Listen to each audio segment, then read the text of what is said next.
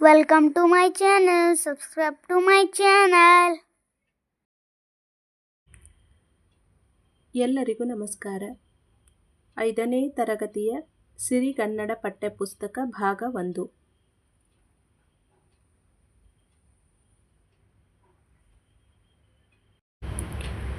ಪೂರಕ ಪಾಠ 2. ನಾನು ಮತ್ತು ಹುಂಚಿ ಮರ. ಗುರುಸಿದ್ದಯ್ಯ ಹುಚ್ಚಯ್ಯ 12 ಮಠ ಇವರು ಬರೆದಿರ್ತಕ್ಕಂಥ ನಾನು ಮತ್ತು ಹುಣಸಿ ಮರದ ಪ್ರಶ್ನೋತ್ತರಗಳನ್ನು ತಿಳಿಯೋಣ. ನೀವಿನ್ನೂ ನಮ್ಮ ಚಾನಲ್ನ ಸಬ್ಸ್ಕ್ರೈಬ್ ಮಾಡಿಲ್ಲ ಅಂದರೆ ಪ್ಲೀಸ್ ಸಬ್ಸ್ಕ್ರೈಬ್ ಮಾಡಿ, ಶೇರ್ ಮಾಡಿ, ಕಮೆಂಟ್ ಮಾಡಿ.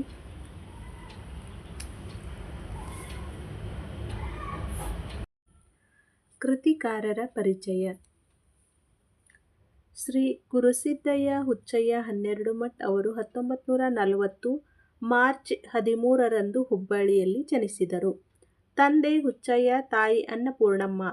1963ರಲ್ಲಿ ಕರ್ನಾಟಕ ವಿಶ್ವವಿದ್ಯಾಲಯದಲ್ಲಿ MA ಪದವಿಯನ್ನು ಪಡೆದರು.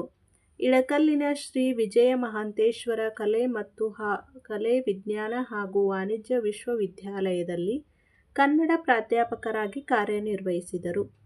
ಕವನ, ಕತೆ, ನಾಟಕ, ಕಾದಂಬರಿ, ವಿಡಂಬನೆ, ವಿನೋದ, ಸಂಪಾದನೆ, ವ್ಯಕ್ತಿ ಚಿತ್ರಣ ಇತ್ಯಾದಿ 80 ಪುಸ್ತಕಗಳನ್ನು ರಚಿಸಿದ್ದಾರೆ.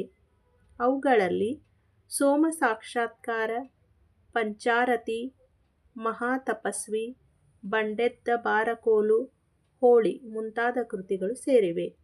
ಮಹಾತಪಸ್ವಿ, ಹೋಳಿ ಮುಂತಾದ ಕೃತಿಗಳು ಚಲನಚಿತ್ರಗಳಾಗಿ ಪ್ರಸಿದ್ಧಿ ಪಡೆದಿವೆ. ಪ್ರಸ್ತುತ ಕಥೆಯನ್ನು ಕನಕಾಂಬರಿಯೊಂದಿಗೆ ಕಂಪಿನ ಪಯಣ ಎಂಬ ಸಣ್ಣ ಕಥೆಗಳ ಸಂಕಲನದಿಂದ ಆಯ್ದುಕೊಳ್ಳಲಾಗಿದೆ. ಅಭ್ಯಾಸ. ಕೆಳಗಿನ ಪ್ರಶ್ನೆಗಳಿಗೆ ಉತ್ತರಿಸಿ. ಪ್ರಶ್ನೆ ಸಂಖ್ಯೆ 1. ಹುಂಚಿ ಹೂವು ತಿನ್ನುವುದರಿಂದ ಹಲ್ಲುಗಳು ಏನಾಗುತ್ತವೆ? ಉತ್ತರ: ಹುಂಚಿ ಹೂವು ತಿನ್ನುವುದರಿಂದ ಹಲ್ಲುಗಳು ಜುಮ್ಮೆನ್ನುತ್ತವೆ. ಪ್ರಶ್ನೆ 2. ಡೋರೆ ಹುಣಸೆ ಎಂದರೇನು? ಉತ್ತರ: ಕಾಯಿ ಮತ್ತು ಹಣ್ಣಿನ ಮಧ್ಯದ ಹಳದಿ ಹಸಿರು ಮಿಶ್ರಿತ ಹುಣಸೆ ಕಾಯಿಗೆ ಡೋರೆ ಹುಣಸೆ ಎನ್ನುವರು. ಪ್ರಶ್ನೆ 3. ಹುಂಚಿ ಮರದ ಟೊಂಗೆಗಳನ್ನು ಹಿಡಿದು ಹುಡುಗಿಯರು ಏನು ಮಾಡುತ್ತಿದ್ದರು? ಹುಂಚಿ ಮರದ ಟೊಂಗೆಗಳನ್ನು ಹಿಡಿದು ಹುಡುಗಿಯರು ಜೋಕಾಲಿ ಜೀಗುತ್ತಿದ್ದರು.